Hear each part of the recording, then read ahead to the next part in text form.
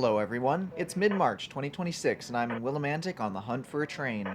I can hear that the Providence and Worcester Railroad's train NR4 is working somewhere in town, but I can't seem to find them at the main yard at the center of town.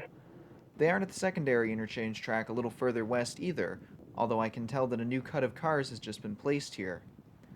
I can hear them talking clearly over the radio, so I know that they have to be somewhere in town, but since I don't know where they are, I decide to head to the outskirts of Willimantic, where I know they will have to pass by on their way out of town. The train we'll be chasing today is Providence and Worcester's NR4, a train that runs several times a week on the Providence and Worcester's Willimantic subdivision between Plainfield, Connecticut and Willimantic, where we are now. Today's train arrived from Plainfield about an hour ago, and today I'm going to try and chase this train all the way from here in Willimantic to their base of operations at Plainfield. I've chosen to film my first shot here at a large trestle that carries the tracks over the Willimantic River. I've known about this spot for years, but until today I've never had the chance to catch a train here. It turns out that luck is with me this morning, too. As soon as I reach the bridge, I realize the NR4 is switching an aggregate quarry just out of sight beyond a tree block. Soon, the train pulls ahead to let the conductor visually inspect his train, and I catch my first glimpse of the leading engine on NR4. After waiting here for a few minutes, NR4 throttles up and pulls its short train out of town and over the bridge.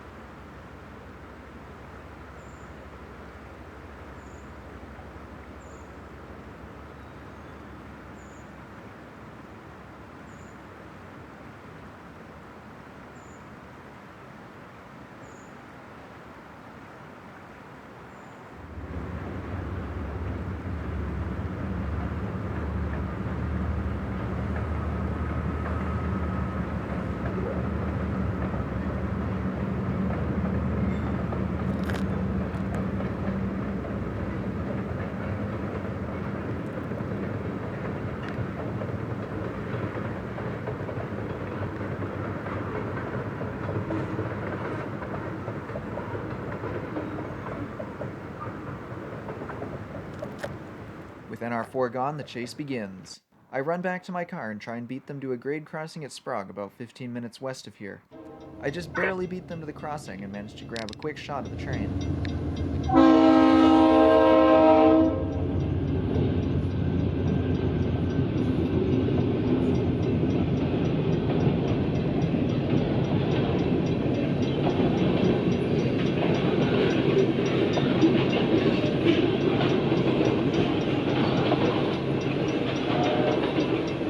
As soon as the train is gone, I head off again and beat them to the next crossing, but I make a stupid mistake and set up next to an abandoned crossing instead of the real crossing, just 100 feet away on a side road. As soon as I realize my mistake, I jump back in the car again, but my luck has clearly left me because after a series of navigational errors, I ended up well behind the train and with no idea exactly how far behind I was. Since there was only one grade crossing between me and the end of the chase in Plainfield, I decided to play it safe and head straight to Plainfield Yard. Plainfield is a major hub for the Providence and Worcester's Eastern Connecticut operations. It is the junction between the Willimantic subdivision and the Norwich subdivision, as well as the place several local trains start and end their day. When I arrived at the yard, there was no sign of the train. I'd almost given up and assumed that the train beat me here, but then I heard the unmistakable sound of a train horn echoing in the distance. I quickly set up my camera, and after a few minutes, train NR4 came crawling into Plainfield Yard.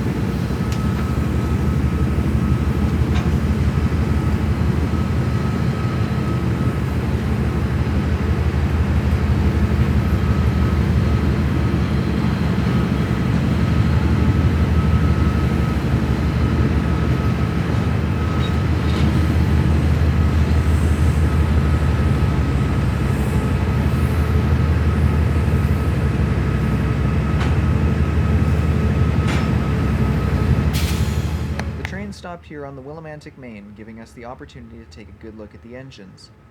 The lead unit, engine number 4007, is a GE B40-8W that has been repainted into Providence and Worcester's parent company Genesi in Wyoming's orange paint scheme.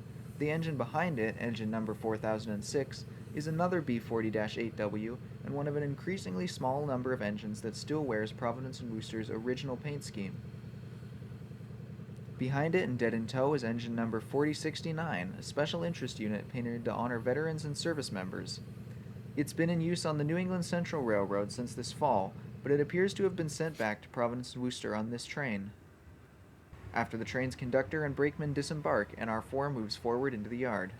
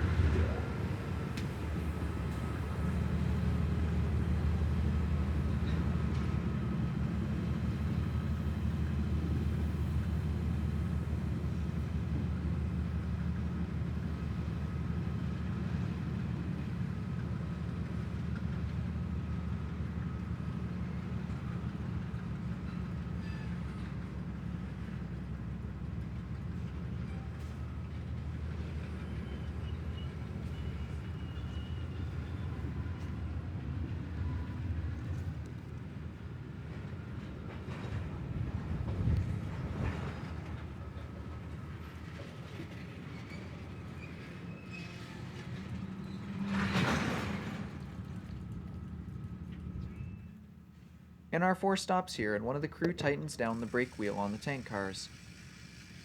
Then, 2 covered hoppers are detached from the train and hauled to the north end of the yard.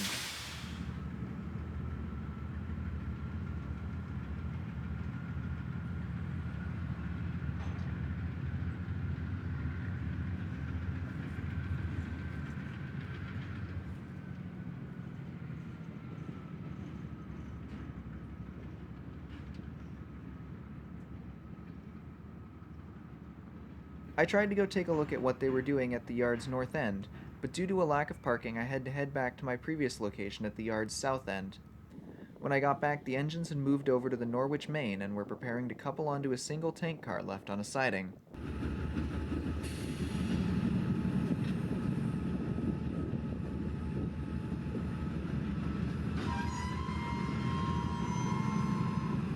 The tank car was then hauled forward out of the siding.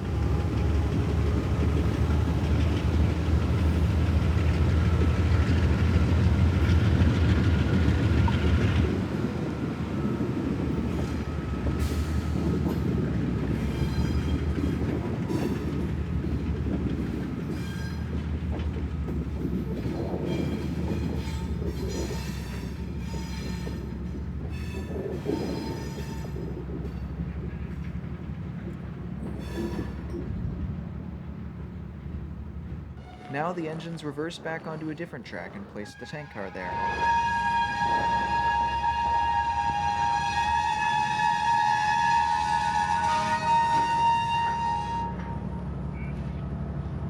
The crew now uncoupled from the tank car, allowing the engines to pull forward before reversing back onto a different siding.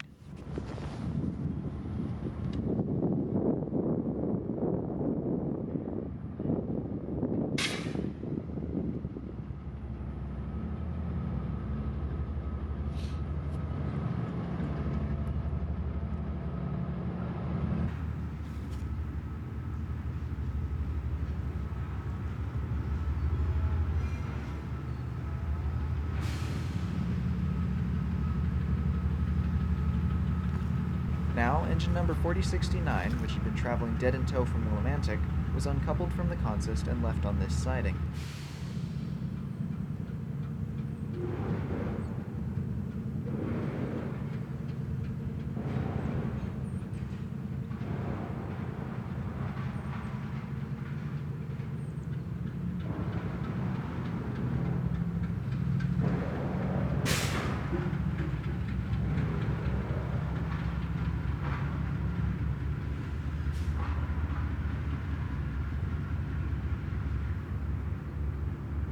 the remaining engines now reversed back and coupled onto the tank car.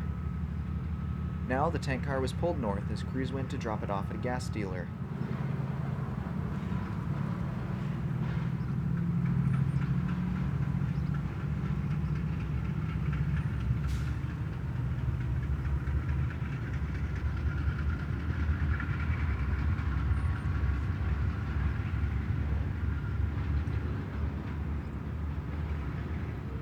The train was now gone north and unlikely to return for a while, so I decided to call it a day and head home. Despite the problems I had on the chase here, I really enjoyed this adventure, and I hope you enjoyed watching it. If you enjoyed this video, be sure to leave me a like or a comment to let me know that you enjoyed the video, and maybe even subscribe to help the channel grow and make sure you don't miss out on the next one of these videos. Also make sure to hit the notification bell to make sure YouTube knows to recommend you my videos, as I've been having an issue lately where subscribers aren't getting recommended my videos, even if they've previously asked to see them. As always, thanks for watching everyone, and have a fabulous day.